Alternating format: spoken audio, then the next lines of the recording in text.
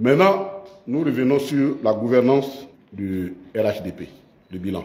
Alors, rapidement, on va le faire en deux étapes parce que c'est trop long, on ne pouvait pas le faire en un seul jour. Aujourd'hui, nous allons parler de la gouvernance politique, le bilan de la gouvernance politique. Dans 2 semaines, nous nous retrouvons aussi pour faire la gouvernance économique et sociale. Parce que c'est des questions qui sont très importantes. Parce que nous avons écouté le discours du président. Je vous donne un exemple, ne serait-ce que pour la gouvernance économique.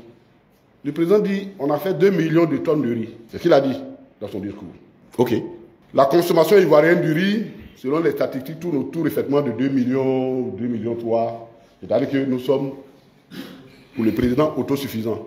Mais dans 2 semaines, nous allons lui démontrer que ce n'est pas possible, puisque la Côte d'Ivoire est la première importatrice de riz en Afrique. Si on s'autosuffit, comment on peut être première importatrice de riz en Afrique? On va revenir là-dessus la prochaine fois. Pour dire, il y a tellement d'incohérences que lorsqu'il parle, ce qu'il nous reste, c'est de faire attention et après aller s'asseoir pour faire des recherches et les incohérences sautent d'elles-mêmes et deviennent visibles d'elles-mêmes. Mais pour le moment, nous allons parler de la gouvernance à la fois au niveau national et au niveau international. Le président a fait son bilan.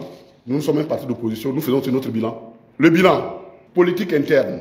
Premier point, la promotion du communautarisme au détriment de la République. Ça, nous insistons sur ça. Le communautarisme se définit comme la tendance à faire prévaloir des spécificités d'une communauté, des communautés ethniques, religieuses, culturelles, sociales au sein d'un ensemble plus vaste. C'est comme ça que le petit Robert définit le communautarisme. Donc le communautarisme renvoie toujours à un repli identitaire. Il renvoie toujours à un repli identitaire. Et, je ne sais pas si vous avez remarqué, ces temps-ci en Europe, la hantise est forte. La hantise contre le communautarisme est très forte parce qu'elles se souviennent exactement de ce que ça leur a valu dans l'histoire au siècle dernier. Les 2 dernières guerres mondiales ne sont que les fruits du communautarisme, d'une forme de communautarisme. Le nazisme hitlérien et le fascisme mussolinien sont des variantes du communautarisme. C'est pourquoi les gens prennent beaucoup de mesures. Pas plus tard que 2 ou 3 mois, la France a pris une loi qu'ils appellent la loi contre les séparatismes. C'est en fait ce que nous on appelle le communautarisme et ils appellent le séparatisme. C'est-à-dire, et ils ont raison, parce que là que vous vivez en communautarisme, vous êtes dans une logique de séparation par rapport aux autres. Or, le communautarisme, c'est l'idéologie dominante du RHDP. C'est l'idéologie du RHDP. Et plus nous avançons vers les élections, les discours et les actes prouvent de façon surabondante ce regain de communautarisme. Et nous allons vous donner des exemples. Ici, ce communautarisme fait appel à une sorte de fraternité régionale ou religieuse. Ça, c'est le communautarisme version RHDP. On vous donne des faits, rien que des faits. Le 12 novembre 2021, Gilbert Koné Kafana, qui était le président du directoire du RHDP, il a lancé à Kourgo l'Union des cadres du Grand Nord. Pour eux, ce n'est pas gênant.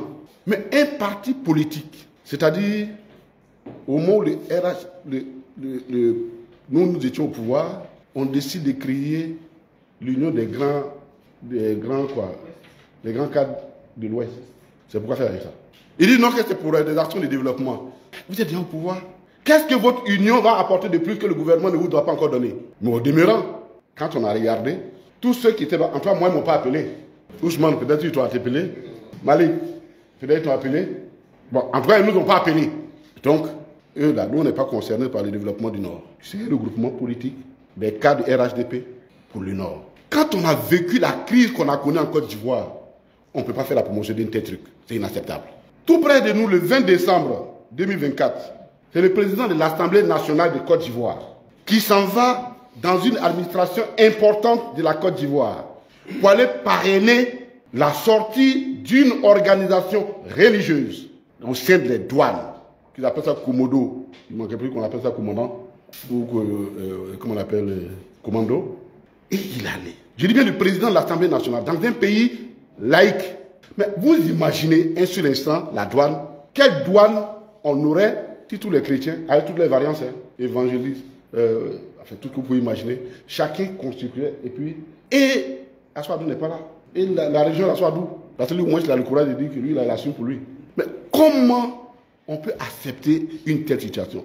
Et le président de l'Assemblée nationale a dû passer par toutes les formules pour essayer de couvrir, mais c'est difficile de donner une forme carrée à un cercle. C'est pas possible. La quadrature du cercle, ça ne marche pas. Ce n'est pas acceptable dans un pays. Et c'est passé.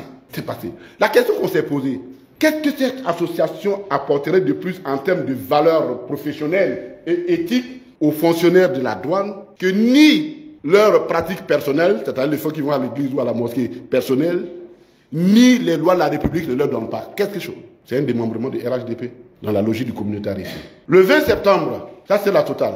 On en a parlé ici, c'est-à-dire dans l'État de Côte d'Ivoire. Le RHDP, parti au pouvoir, a créé une plateforme d'accès aux emplois uniquement pour ses militants. C'est-à-dire que le RHDP lui-même au pouvoir, il se fait concurrence, il crée une association qui fait une concurrence au gouvernement dans ses missions régaliennes. J'ai écouté avec amusement le jeune Fadiga, qui est promoteur, qui nous a dit que toute l'opposition ivoirienne manque de maturité, parce qu'il justifiait cela.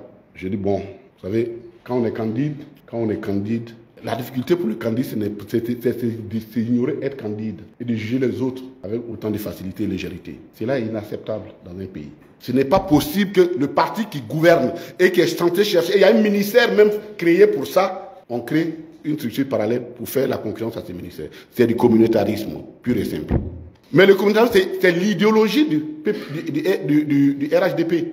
L'idéologie telle que définie par Bechler dans son livre, que vraiment je recommande de lire parce que parfois on se trompe de lire, qui est qu'est-ce que l'idéologie? Pour lui, l'idéologie, c'est un discours lié à l'action politique. C'est-à-dire, c'est qui se font là?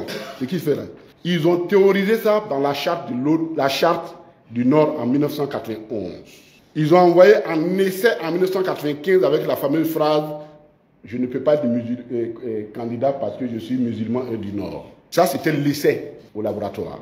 Il y a la théorie, l'essai au laboratoire. Ça a été implémenté à grande échelle en 2002 avec la rébellion et officialisé en 2012, en 2011 avec le principe du rattrapage ethnique. C'est une démarche idéologique. Intellectuellement, c'est une démarche idéologique. Elle n'est pas fortuite, elle est cohérente, elle correspond à une logique et c'est ce qu'on appelle une idéologie. Une telle idéologie ne peut pas prospérer dans un pays laïque. Et ne doit pas prospérer dans un pays laïque. Et vous comprenez pourquoi le RHDP ne peut pas faire la réconciliation. Parce que réconcilier, c'est de mettre ensemble. Mais si tu es dans une logique séparatiste, communautariste, tu ne peux pas être communautariste et en même temps rassembleur.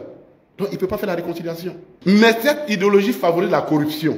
Et c'est le deuxième point. La corruption. Ça encore des faits. En 2024, des records ont été battus. Le 25 octobre 2024, le groupe d'action financière, qui est un organisme, on en a déjà parlé, a rajouté la Côte d'Ivoire sur la liste et le Liban sur la liste grise. Sur sa liste grise. C'est-à-dire la liste des pays peut-être. C'est-à-dire où manifestement, il y a des raisons de s'inquiéter sur le fruit, sur l'argent sale. Or, qui parle d'argent sale, parle d'argent sorti des crimes et de la corruption. Étant entendu que la corruption, c'est un crime.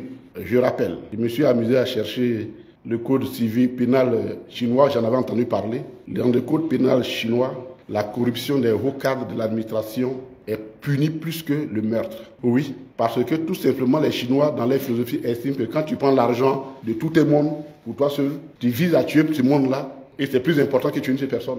Et là-bas, la sanction, c'est la pendaison haut et court. C'est le code pénal chinois. J'allais mener des recherches pour le découvrir. Et donc, la liste grise, qui veut dire que le pays a reculé. Le pays n'était pas sur la liste grise. En 2024, le pays a rejoint la liste grise. Ça veut dire que le pays a reculé, là où les pays comme le Sénégal en sont sortis. Nous avons rejoint le Bangladesh, l'Afghanistan, et puis tout ce que vous savez. Eux encore, on peut comprendre que la situation de leur pays, telle que, évidemment, lorsqu'il y a des troubles, l'économie tout-terraine prospère. Mais en Côte d'Ivoire, c'est la sanction de la gouvernance du RHDP. Le 4 janvier 2025, ça a commencé en 2024, ils ont dit ça, c'est pourquoi je mets ça dans le bilan. Ils n'ont fait que redire ça en 2025. Une dépêche de Reuters, reprise par RFI, annonce que 50 000 tonnes de sève de cacao auraient franchi la frontière ouest du pays pour être revendues en Guinée et au Libéria. Là-bas, le cacao se paye à 5 000 francs. Et donc, les gens se débrouillent pour acheter ça à 1800 cash. Ils traversent la frontière avec et ils s'en vont vendre ça à 5 000. 50 000 tonnes. C'est ce qu'on a découvert. C'est ce qu'on a. 50 000. Non. Là, il y a 50 000 tonnes de sorties de fèves et ça se vend à 5 000 francs le kilogramme. Pour ne pas faire la confusion. Le tonnage, c'est 50 000 tonnes qui sont sorties. Comme toujours, le gouvernement attend quand c'est ça. Maintenant, ils sortent. Et ils ont pris maintenant une décision, une mesure militaire, une opération militaire qu'ils appellent le code verrou 322 pour dire on va sécuriser la région et on a dégommé. Et cette fraude met en évidence toute la complicité de la hiérarchie locale, qu'elle soit militaire, administrative et policière. Mais de grâce, ce ne sont que les menus frétins d'une telle opération. Parce que eux, ils sont à l'ouest. Mais comment se fait-il que RFI annonce encore qu'à Ferké, dans la même zone, dans le même courant, ils ont attrapé un camion, il dit ah, lui, c'est ils sont trop en retard parce que c'est le dernier camion. Avec 40 tonnes de fèves de cacao, en partant pour le Burkina Faso, depuis le port de San Pedro, c'est-à-dire qu'il a fait 700 km, et c'est à Ferké, que certainement un douanier ou policier qui n'était pas au courant de l'affaire les a interceptés. Donc vous convenez que ce n'est pas seulement les autorités de l'Ouest qu'il faut dégommer, c'est structurel. Mais une économie de contrebande ne peut prospérer que là où il y a la corruption. Ça, c'est la règle économique de tout le monde. Ce sont les règles primaires d'économie. La contrebande et la corruption sont totalement liées. C'est des sœurs jumelles. Même si c'est à moi. On peut pas vous dire combien ça coûte les pertes de l'État avec un tel trafic. Autre information. Des informations de plusieurs sources et qui n'ont pas encore été démenties par le gouvernement font état de ce que 11 gendarmes, dont un officier supérieur, serait en procès en catimini pour le vol de 200 kg de cocaïne d'un stock saisi et destiné à être détruit. Ça se circule, le gouvernement n'a pas démenti et on dit que le procès allait en catimini. Si ces informations se confirment, ça veut dire que ce procès en cachette témoigne de l'embarras du gouvernement dans cette situation. Parce que la justice se rend publique, c'est seulement les sorciers qui font les trucs en cachette. Mais pourquoi c'est embarrassant? Parce que la gendarmerie, parmi tous les corps, en tout cas armés, a toujours été présentée comme une certaine dignité, qui a une certaine élite, un corps d'élite qui agit avec dignité et honneur. C'est ce qu'on reconnaît à la gendarmerie. Mais ça, c'était la gendarmerie avant le RHDP. Et c'est ça qui les embarrasse.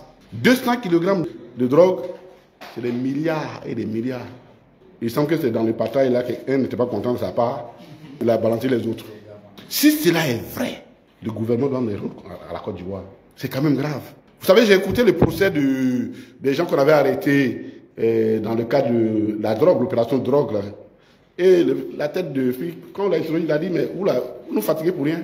Avant, là, pour qu'un kilogramme de drogue arrive en Côte d'Ivoire, il fallait payer au moins 10 millions. Mais depuis là, on a réduit le coût. Chez nous, c'est Wendere. Ils ont soldé. C'est 5 millions maintenant, depuis que le RHDP est là. Donc la Côte d'Ivoire est devenue le passage de la drogue. Parce que les gendarmes ne peuvent pas s'amuser à un jeu comme ça s'ils ne se rendent pas compte que ça se faisait avant.